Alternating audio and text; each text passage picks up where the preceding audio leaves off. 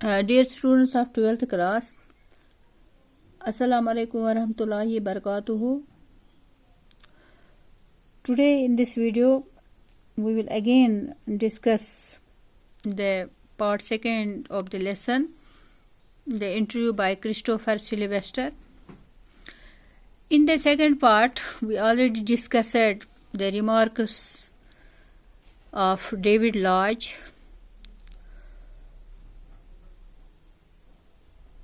I can't understand how one man can do all the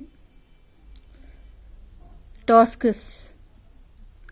तो David laws कहते हैं कि डेविड लॉज कौन है? वो एक इंग्लिश नॉवलिस्ट है। तो वो कहते हैं कि मुझे समझ नहीं आता है कि एक इंसान कैसे इतने काम कर सकता है।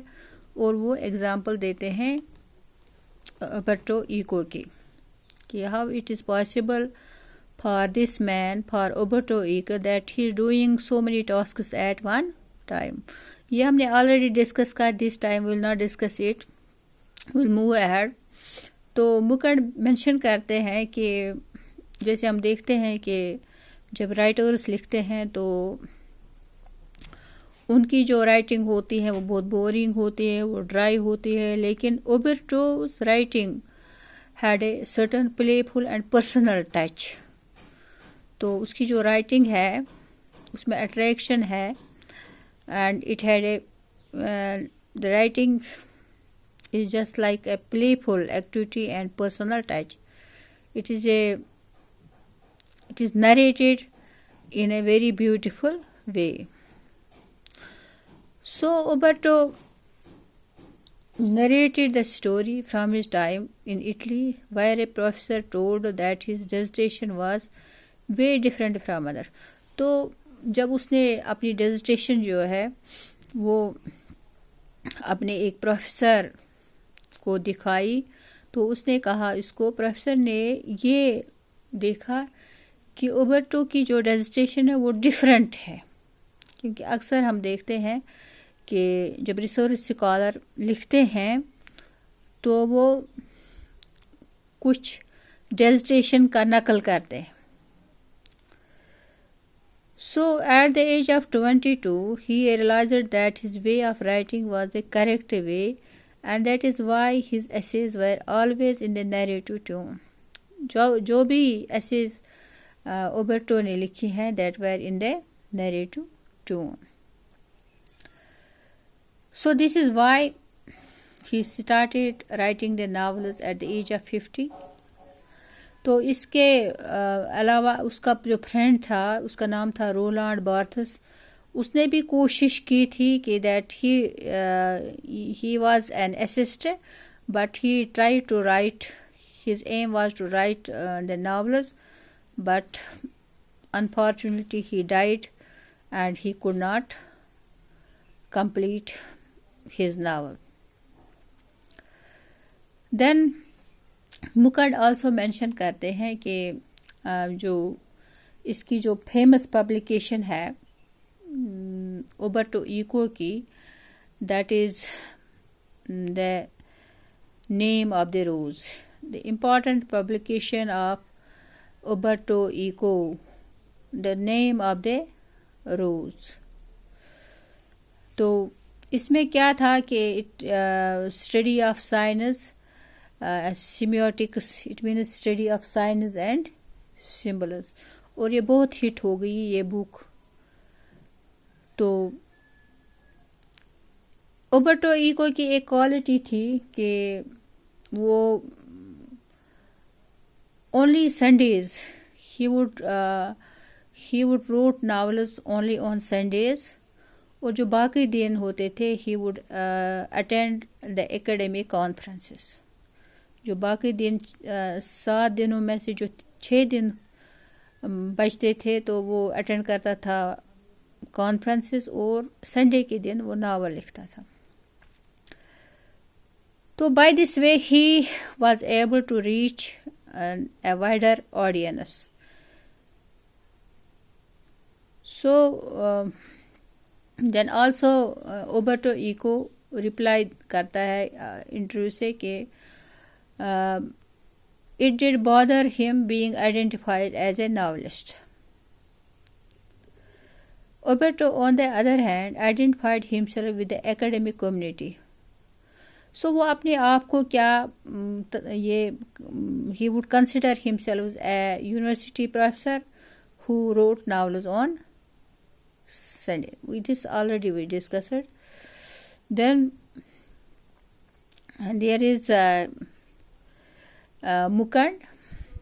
So Mukund asked Oberto about the possibility of the success of the novel.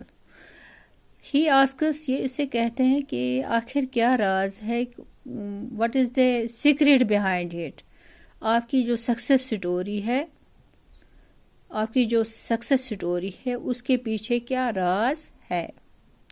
और जब आप बुक का मुताला करो उसमें ये